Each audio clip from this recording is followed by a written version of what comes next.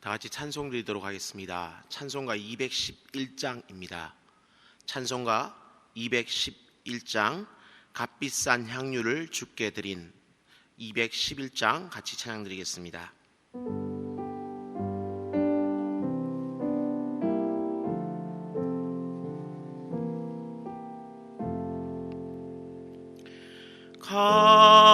값비싼 향유를 주께 드린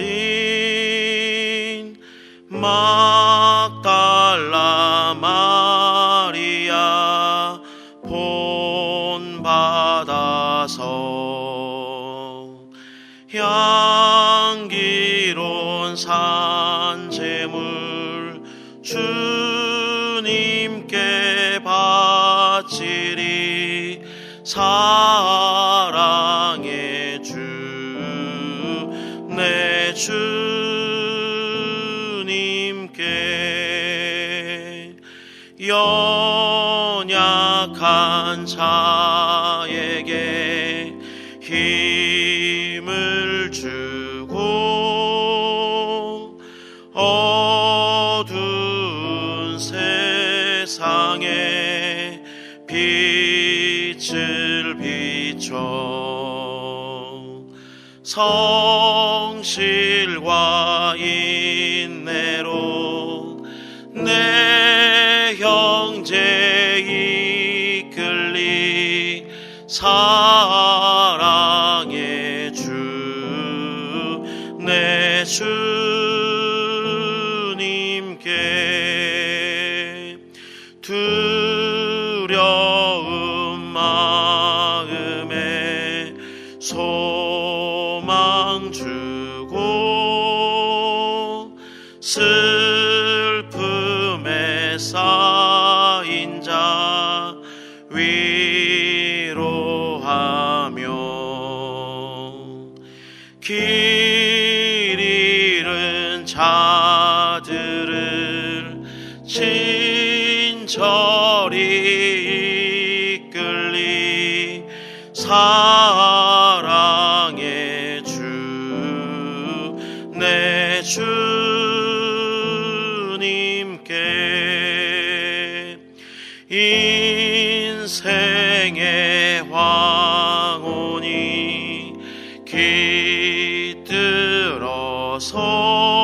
깃들어서 이 땅의 수고가 끝날 때에 주님을 섬기다 평안히 가리라 사랑의 주 내 주님께 아멘. 잠시 기도하겠습니다.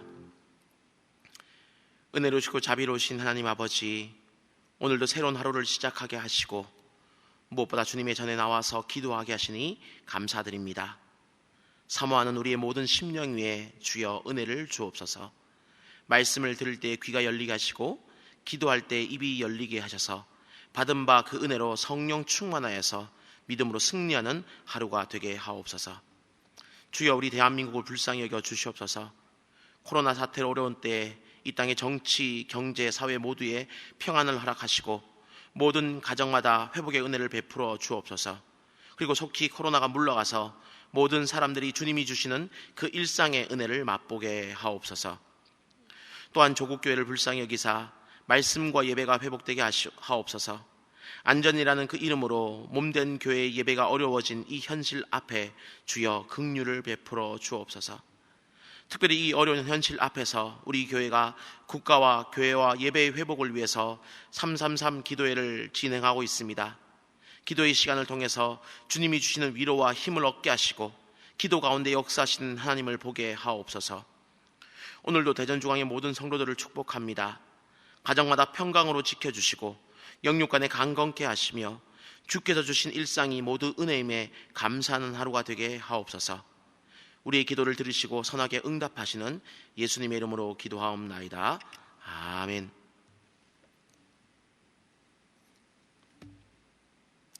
오늘 여러분과 함께 이 새벽에 함께 나눌 말씀은 사도행전 4장 32절부터 37절까지의 말씀입니다.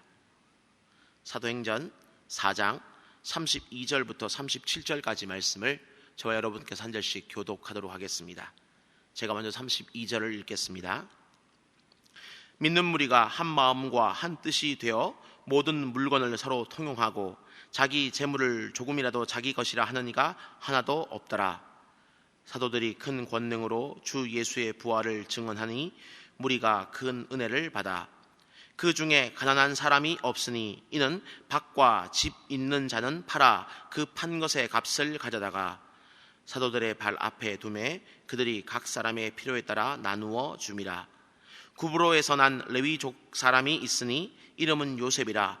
사도들이 일컬어 바나바라 위로하면 위로의 아들이라 하니 그가 밭이 있음에 팔아 그 값을 가지고 사도들의 발 앞에 두니라. 아멘. 새해 들어서 첫 번째 우리 현장 예배에 나오신 모든 분들을 주님의 이름으로 환영하고 축복합니다.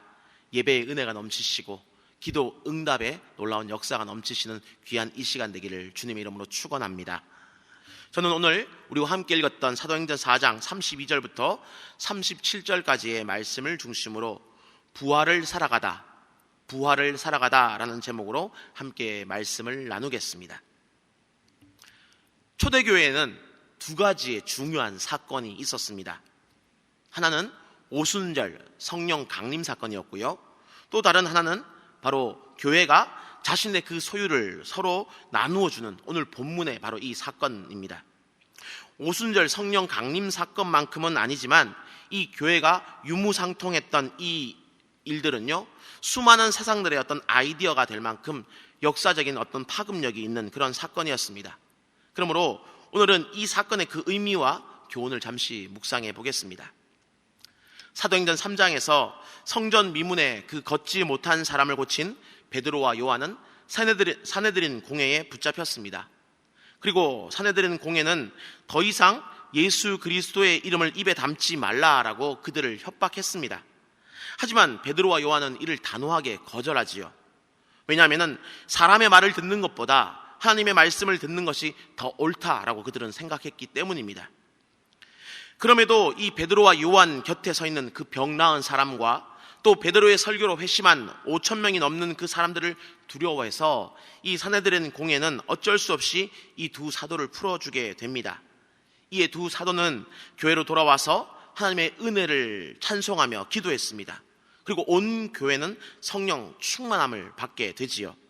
그리고 그 결과가 오늘 본문인데 바로 교회는 한 마음과 한 뜻이 되어서 모든 물건을 서로 통용하고 자기 재물의 소유권을 주장하지 않았습니다.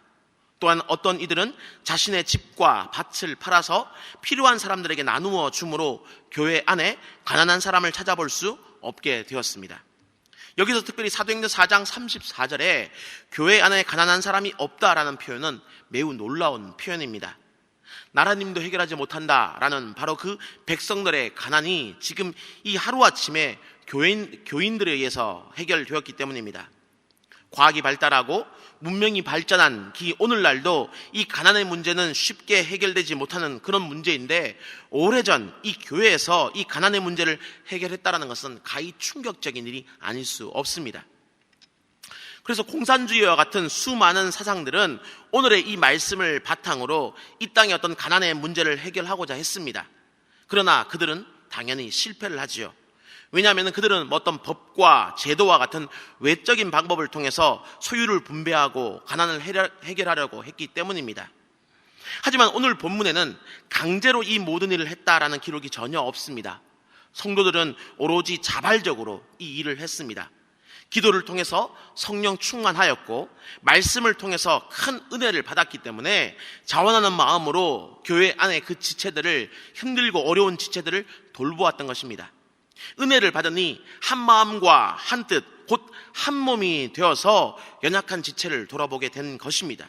그리고 이것이 바로 진정한 교회의 모습, 첫 번째 교회의 모습이었습니다. 그다음 이 오늘의 본문 가운데서 우리는 어떤 교훈을 받을 수 있을까요? 저는 세 가지를 한번 생각해 보았는데요. 가장 첫 번째로 우리는 먼저 영적인 일에 우선순위를 두어야 된다라는 것을 기억하셨으면 좋겠습니다. 사도행전은 부활하신 그 주님을 증거하는 바로 그 내용을 중요한 주제로 삼고 내용을 전개해 나가고 있습니다.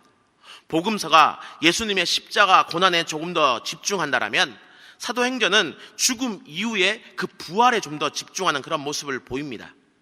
그런데 이 부활이라는 것이 과연 무엇입니까? 십자가에 달려 죽으신 예수님께서 육신의 몸으로 다시 살아나신 것이 바로 부활입니다. 그렇기 때문에 이 부활은 영적인 그 은혜가 육적인 세계까지 전해진 것이다, 그렇게 말할 수도 있습니다. 만약 구원이 영적인 부분에만 해당된다면 예수님은 굳이 부활하지 않으셔도 되는 것입니다. 따라서 이 부활을 살아가는 성도는 이 영적인 것과 육적인 것 그 모두 다를 중요하게 생각할 수 있어야 됩니다. 하나님의 나라는 그저 죽은 영혼이 가는 그 어떤 장소가 아니라 오늘 우리가 살아가는 그 삶의 순간까지도 통치하시는 하나님의 그 다스리심이시기 때문에 우리는 영적인 것뿐만 아니라 오늘을 살아가는 우리의 육적인 그 삶도 분명 소중히 여겨야 하는 것입니다. 하지만 그럼에도 불구하고 이 영적인 일과 육적인 일 중에서 우선순위가 있다라면 그것은 영적인 일이 될 것입니다. 오늘 본문을 보면 32절에 이 물건의 통용이 있기 전에 먼저 어떤 일이 있었습니까? 31절에서 기도 가운데 성령 충만함을 받았다라고 이야기하지요. 또한 34절에 자기의 밭과 집을 팔기 전에는 또 어떤 일이 있었습니까? 33절을 보시면 사도들의 부활에 대한 그 말씀을 들음으로 말미암아서 큰 은혜를 받았다라고 분명히 이야기를 하고 있습니다. 곧 육적인 일을 잘 할 수 있는 에너지를 바로 이 영적인 일을 통해서 받는다라는 의미이지요.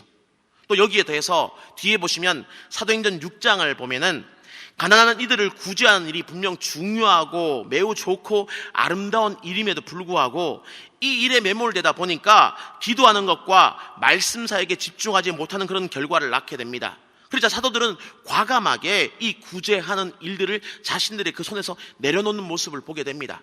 그리고 자기들은 말씀과 기도에 더욱더 전념하겠다라고 이야기를 하고 있는 것이죠.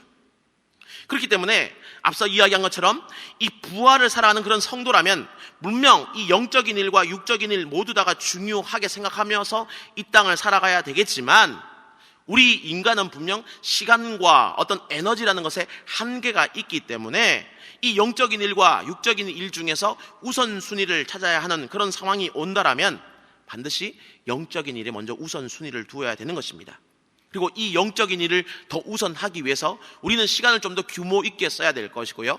또 쓸데없는 일들, 조금은 불필요한 일들에 대한 어떤 삶의 잔가지들을 조금씩은 쳐낼 수 있는, 그래서 삶을 조금은 단순하게 만들 그럴 필요가 있다는 것을 잊지 않으셨으면 좋겠습니다.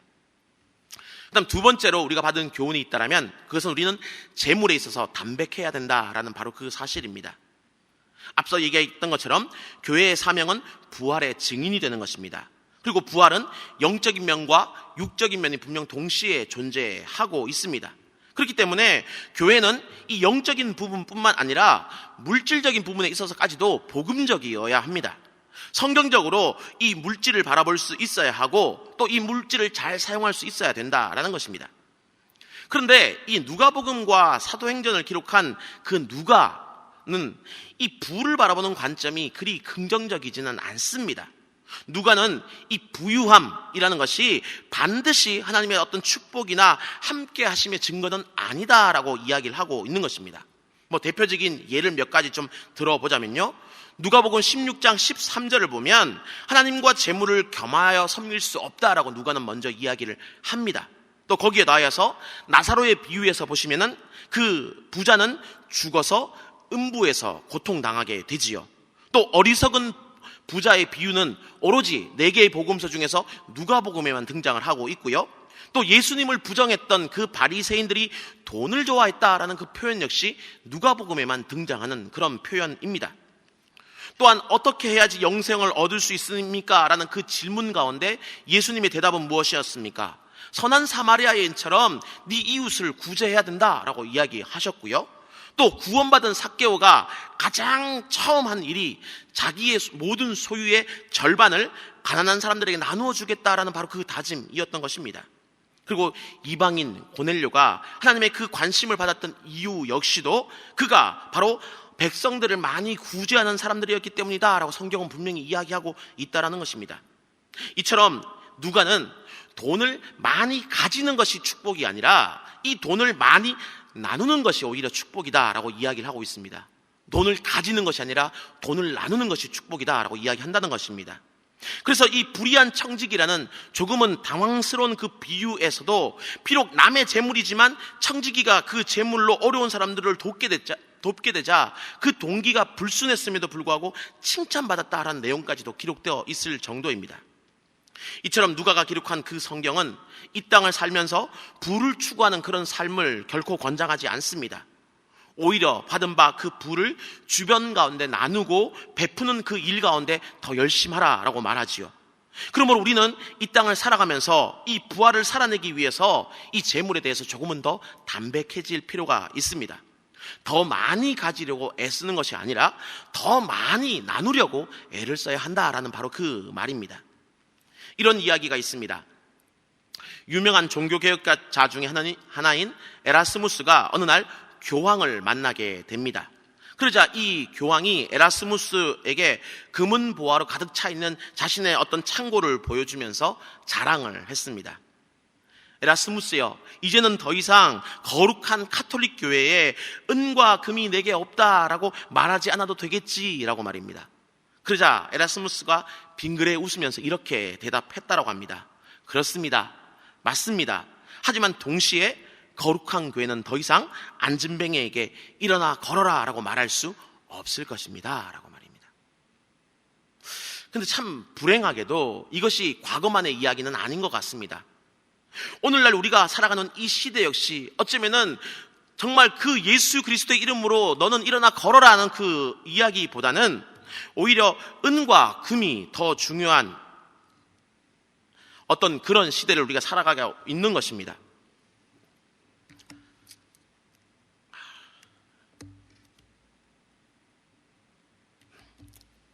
죄송합니다. 이게 지금 어느 거가 꺼져가지고요.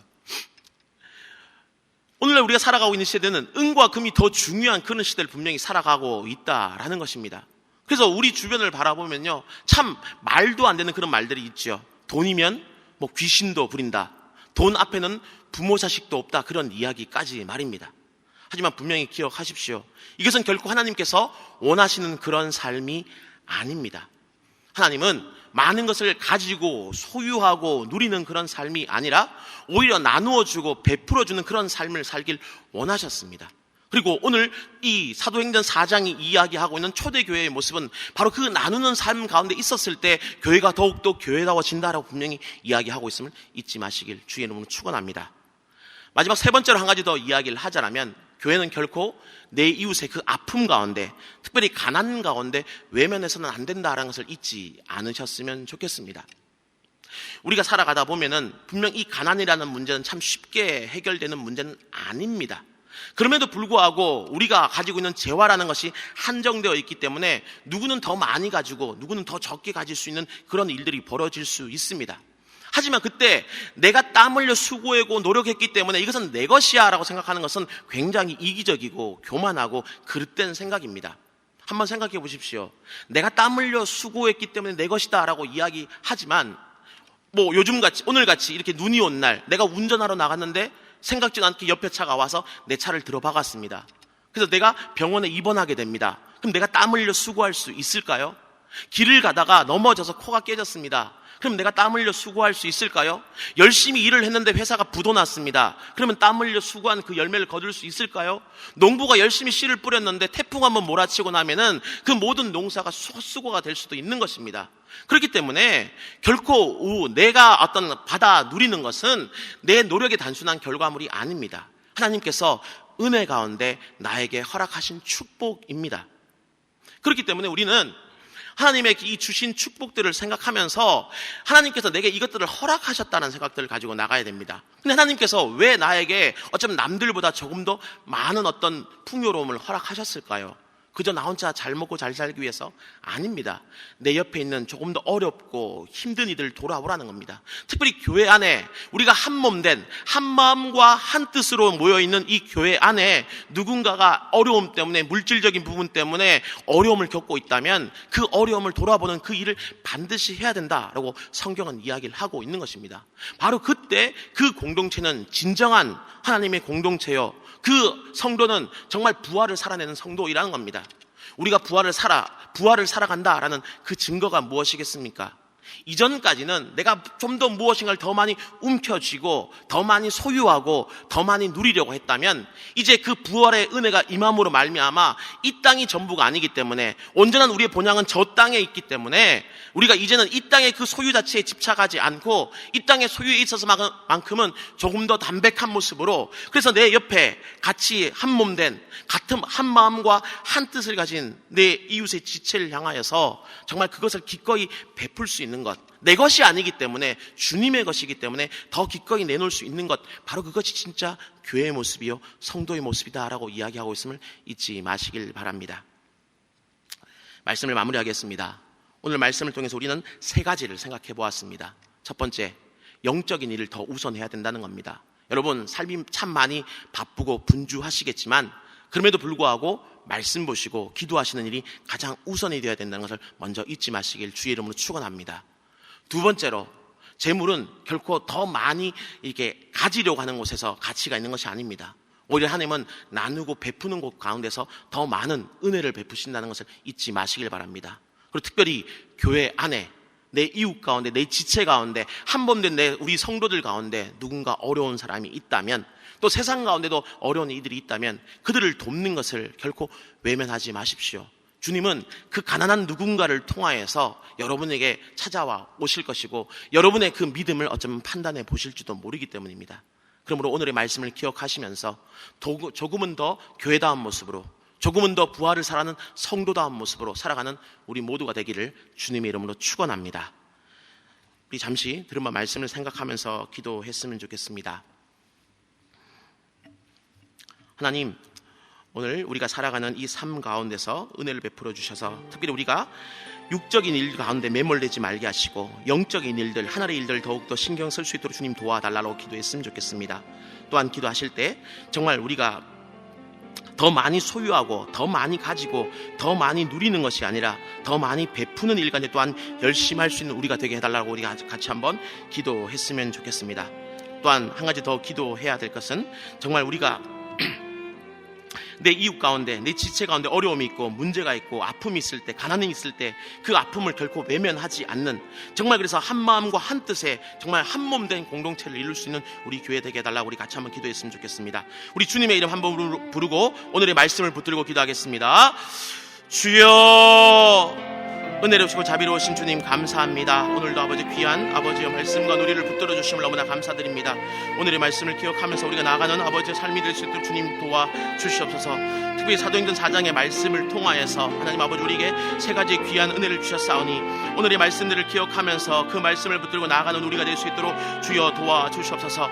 특별히 아버지 이 땅의 삶을 살아나가면서 분명 우리가 영적인 일과 육적인 일의 균형을 잡히며 살아가야 되겠지만, 그 가운데 우리가 너무나 많이 육적인 일들 가운데 아버지여 더 많은 시간들을 빼앗기고 있지는 않습니까? 그렇다면 이제는 다시금 우리가 아버지여 정말 영적인 일들 가운데, 더 본질적인 일들 가운데 우리가 다시 한번 마음을 모을 수 있도록 주님 도와주시옵소서. 특별히 아버지여 사도들이 집중하였던 것처럼 말씀을 읽으며 기도하는 일들 가운데 하나님의 은혜를 구하는 그 일들 가운데 나가는 우리 모두가 될 수 있도록 주님 도와주시기를 간절히 소망합니다. 또한 우리에게 아버지여 수많은 아버지 은혜의 부들을 허락하셨음을 감사드립니다. 아버지, 내가 알게 모르게 받아 누리고 있는 그 많은 것들이 있는데 아버지, 그것을 아버지 그저 내가 더 많이 소유하고 더 많이 만끽하고 더 많이 누리는 일들 가운데 열심히 하는 우리가 되지 말게 하시고, 우리가 더 많이 나누는 일들 가운데 열심히 할 수 있는 우리가 될 수 있도록 주여 은혜 베풀어 주시기를 간절히 소망합니다. 또한 아버지 간절히 바라기는, 특별히 그 나눔의 베품과 나눔의 대상 가운데 우리 교회 안에 특별히 어려운 이들이 있다면, 우리 주변 가운데 또한 어려운 이들이 있다면,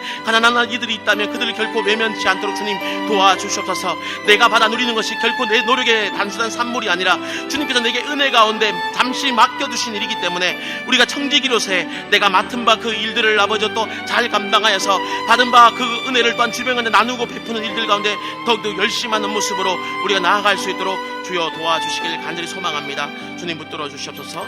주님 인도해 주시옵소서. 주님 함께해 주시옵소서. 우리 이 시간에는 월요일 기도 제목을 두고 다시 한 번 더 기도했으면 좋겠습니다. 특별히 매주 월요일은 특별히 성도들의 가정과 지역 사회를 위해서 기도하는 날입니다. 그러므로 이 시간 기도하실 때 이번 한 주간도 모든 성도들의 가정이 하나 되고 자녀들이 형통하며 영육간 강건하도록 우리 기도해 주시길 바랍니다. 성도들의 그 생업과 사업장마다 하늘의 문을 여시고 복을 내려주시도록 기도해 주시고요. 성도들이 서는 곳마다 예수님의 향기를 나타내어서 지역사회가 복을 받도록 해달라고 기도해 주시길 바랍니다. 그리고 계속해서 담임 목사님을 위해서 기도해 주시고 함께 동역하시는 우리 모든 장로님들과 교육자들이 사랑으로 하나 되어서 온 교회가 성령으로 충만한 가운데 부흥의 역사 이루게 해달라고 기도해 주시길 바랍니다. 성도들의 그 가정과 지역사회를 위해서 합심으로 기도하신 후에 자유롭게 기도하시면 되겠습니다. 우리 시간 먼저 저를 따라해 주시길 바랍니다. 주여 은혜를 주옵소서. 주여 은혜를 주옵소서. 우리 주님의 이름 한번 부르고 기도하겠습니다. 주여. 자비로우시고 은혜로우신 주님 아버지 감사합니다. 하나님 아버지여, 오늘도 아버지 저희를 새벽 기도 가운데 불러주시옵시고 이 귀한 시간을 통하여서 하나님의 말씀 가운데 나아갈 수 있도록 은총 베풀어 주심을 감사드립니다. 오늘의 말씀을